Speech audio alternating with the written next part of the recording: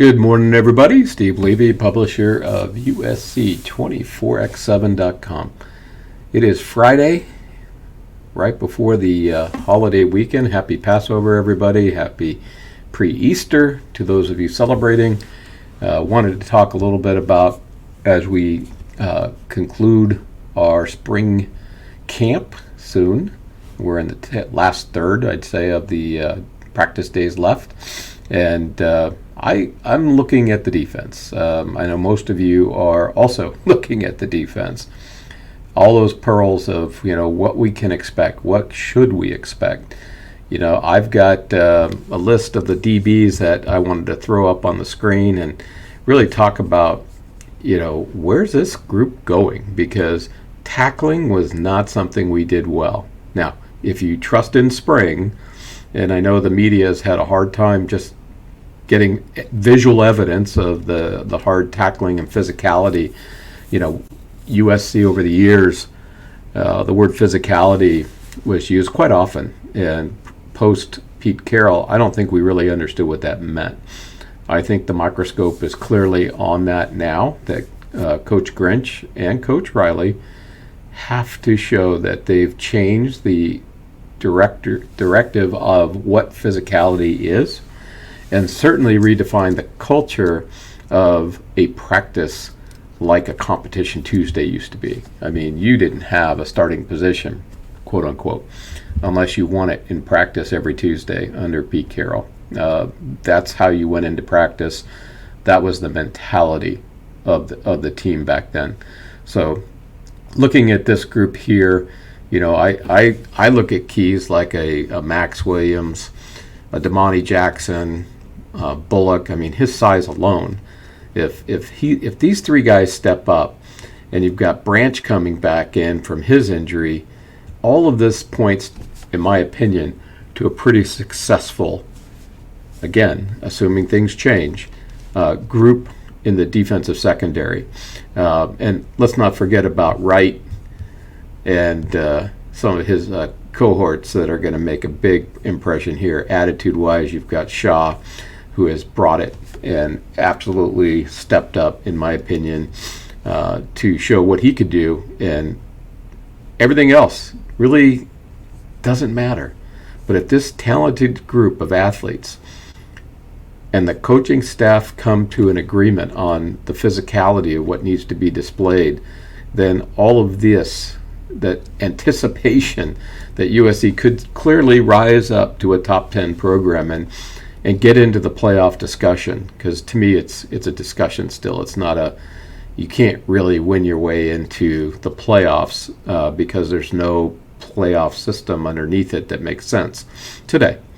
But you go undefeated, you win your conference, you have a good out of conference schedule. NSC's is pretty good. I mean, the likes of Notre Dame, obviously. You should have a shot at it, and hoping the Pac-10. I keep calling it the Pac-10 because I don't see anybody else coming in just yet. I know San Diego State would love to, but the Pac-10 could be a strong conference again. I think Oregon, Washington, UCLA will definitely play hard and play well. They've got to show out of conference, just like USC does. Hell, last year USC failed in conference, right? 2 losses to Utah. Always got to remember to turn that off, don't I? It's always tough when you're recording in your office, but here nor there. We try to keep it light. We keep it as transparent as we can on this little broadcast, so those things will happen. When I start rolling down in here and I start looking at some of these guys that have got to make a difference, who else comes to mind? It's Corey Foreman. Athletically, he looks like he could do it all. Attitudinally, he comes in and you've got to be wondering, is this the year? Is this when, we're going to see him step up? I think he's going through some changes on where he'll be, whether he's an edge rusher, a linebacker, stand-up guy. It's in defense of Corey Foreman. They need to just settle and say, this is who you are. Go win this position. and put it on him and quit moving him around. I mean, so many times. I mean, we saw 49 standing up and covering people. I don't understand that. The national champion of everything that a defensive lineman can do, sack leader, and we put him in a stand-up cover position? How many times did that happen?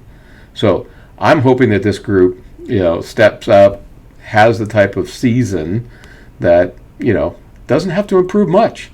As bad as the defense was last year, a 25 to 30% improvement statistically by this group, and you've got yourself a team that can compete, because the offense is going to score. But the offense can't be asked to score. That's just not a repeatable way to the playoffs. That is a one mistake and you're done program. And that's what we were, right? We could score, but occasionally when we didn't, and the defense kept letting scores come in, that's what happens, right? And you lose 2 games to Utah. You lose a game you should have won in Tulane. All props to Tulane. They played very, very well. They never gave up. And they were relentless at the end where we weren't. So I'm hopeful that with the TP program that we've been having over the last 2 years, guys like Tillany and Tompkins and Lucas, we've got the athletes. Do we have the coaching staff that can bring it all together and get these guys completely motivated to the point where they're overproducing? And where will Gentry be? He's arguably this guy who just causes all kinds of havoc for quarterbacks with the passing lanes. But from a tackling perspective and, size, physical size, is he coming into 2023 with more weight, more physicality? Don't know yet. Haven't really seen that side of what's been going on. On and on and on. So this group here, and I'm going to stop there. I really am going to be totally focused on this group's ability to improve by 25 to 35% statistically. How much will this young man, Tackett Curtis? I mean, this kid, he left high school, he left home in Texas, and he came to California with one thing in mind. And he said what he said, he's doing what he said, and he's delivering in practice. Practice to earning a spot on the starting roster, it's possible. I mean, it's not impossible, that's for sure. And this coaching staff is going to be challenged on the defensive side as to what they do with this young man, because he will learn the defensive scheme, he will learn the plays, and nobody's going to question his ability, in my opinion, to deliver. I'm excited about this defense, honestly. I was interested last year, didn't know what to expect, and then we had the big flop. Statistically, and certainly from a physicality perspective, we never delivered. So this is the year of the defense, not the offense. This is the year of special teams, not the offense.